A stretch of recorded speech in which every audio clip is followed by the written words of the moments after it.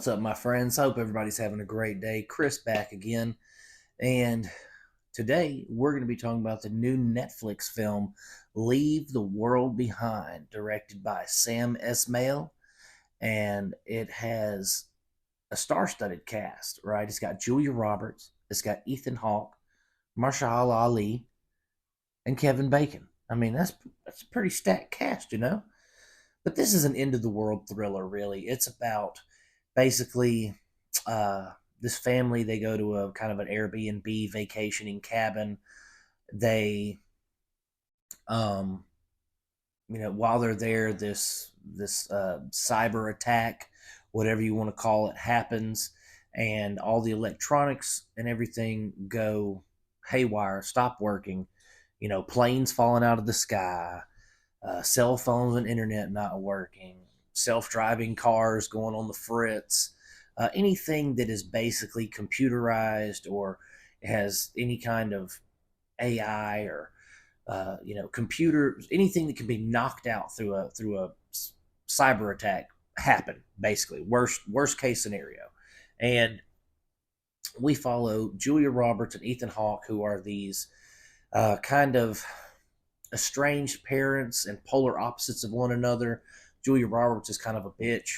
She doesn't, like she hates people. She doesn't like being around people. She doesn't like socializing with people, all that kind of stuff. She doesn't like, she doesn't have friends, that kind of thing. Ethan Hawke, on the other hand, is kind of your typical stoner dad. I mean, he doesn't do drugs in the film, but he's very laid back and lackadaisical, where he just kind of, he does his own, he marches to the beat of his own drum. He's not overly worried about things. He's very kind of passive.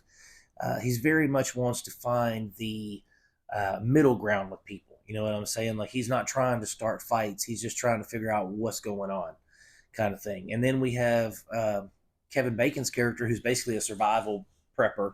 He's a prepper. He's a doomsday prepper, and we don't really see a whole lot of his character. We see him kind of once in the beginning and then more towards the end, but even though he's in it, I feel like he doesn't really have much of a role in it. He doesn't play an integral part of the film. Um, and so we have Marshall Ali's character, who he comes in. His name is H.G. something. Can't remember the last name. But he comes in, him and his daughter, and, we also, it's another thing that we have in this film is where we play off racial tensions, right? So Marshall Ali shows up at the house after everything starts going crazy. And he says, "This is my house. This is where me and my daughter live. And this is kind of our secluded area, to be away from everybody." And things started going haywire. So we came out here, which is believable, in a circumstance. But Julia Roberts, she's having none of it. She wants IDs. She wants a refund. I mean, like, she's a Karen. She's Karen being a Karen.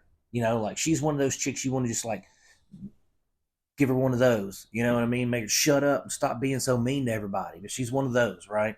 And so she's telling him, "No, I don't feel comfortable staying here with you and your daughter and her." But what I love about Marshall Ali's daughter in this film is she don't take no shit off of her, off the Karen. Like, she makes snide comments about the color of their skin and all that. And, even though I'm not a real big fan of playing up racial tensions like that, it makes sense in this film, where you have a affluent white family staying in a very nice home, and then a black gentleman and his daughter show up and start telling you that's their home and things are going crazy, they need to stay there. And it's just, I could see how that makes sense in this situation. But, like, the acting and everything was fantastic in this. All the performances were good. Julia Roberts was good. The story itself is just wild, in my opinion. I mean, we have scenes of planes crashing on beaches. We have scenes of self-driving cars crashing into each other to block people's escape routes into the cities. All that's really cool. But here's what kind of bothered me: we never really get like in most zombie movies, we never really get an explanation for what's happening. It's just happening, all right? And, that's cool and all, but I feel like if you're going to have some kind of um, technological apocalypse, you should at least give your viewer some semblance of okay, well, this is why it happened, or this is how it's going to end, or something like that. Like, as the viewer, you feel just as lost as the characters because you're like, what is going on? I don't know what, like, how are these people going to survive? Or better yet, how am I going to continue to watch this movie if they don't explain anything to me? Um, and another thing, okay, maybe this was on purpose, just maybe. I'm not sure. I mean, this could just be me in my own head making stuff up to justify the score in this film. The score in this film felt like it was AI generated. It didn't feel like there was a person sitting down and scoring this film and looking, when you see this scene, it's like, oh, well, this piece of music matches this scene, or this piece of music enhances the emotional potency of this scene.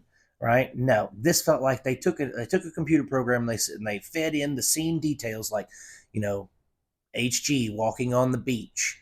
He sees a plane coming towards him to crash. You know, all these things. They typed in the scene description, and then they had AI score that scene, because none of the music in this movie fits the scene at all. Everything feels so out of place and awkward. And maybe they meant to do that. Maybe that was something that they were like, yeah, let's do that to the audience, to just kind of throw them for a loop, and make things make even less sense than they're already making. Maybe they were trying to do that. And if they were doing that, then I applaud them, because that is one thing in this movie they succeeded at abundantly, is making the score completely awkward and unequivocally, I say, bad. I mean, but again, it lends to the tension. Maybe that's what they did on purpose, because they knocked it out of the park with that little tidbit. But overall, I thought the acting in this was good. I thought the story was wild. I really enjoyed. I enjoyed it. Netflix has been doing really killer work with these kind of apocalypse movies lately, like Bird Box, and then Leave the World Behind. There was another one that just came out with Leonardo DiCaprio and them.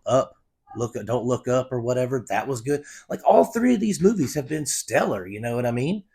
So good on Netflix for making good apocalyptic movies. 1 second, please. Sorry about that. My kids were trying to get my dog back in the yard because he was chasing the UPS man. So sorry you had to hear all that, guys. But anyway, like I was saying, Netflix is doing really well with the apocalyptic type movies over the past few years. You've had Bird Box, you've had Don't Look Up, I think was the name of it, and then you have Leave the World Behind, all of which are wild. You know, but Leave the World Behind. It may not be for everybody. Like I said, there's a few things that aren't really touched on. There's a few things that aren't explained well, and that may not be everybody's cup of tea. But I enjoyed it because I like ambiguity in films when it's done right. So there we go on that. But overall, Leave the World Behind, I'd give it 3 stars. It's streaming on Netflix. It's definitely worth your time if you want to check it out, guys.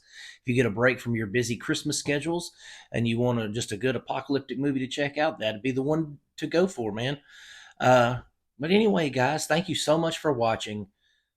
Thank you so much for liking and subscribing, and for just enjoying my content, for really supporting me. I really, really appreciate that, guys. I do this because I enjoy movies. I do this because I enjoy sharing my opinions on movies and stuff with you guys. And I do it for my kids. Maybe one day when, I'm old and gray, or maybe I'm gone, they can look back at the old YouTube videos and be like, well, that was my dad. So, but anyway, guys, I love y'all. I'm going to keep making them as long as you keep watching them. Peace out. God bless, and I'll talk to you soon. Everyone came around here. Everyone else got sick.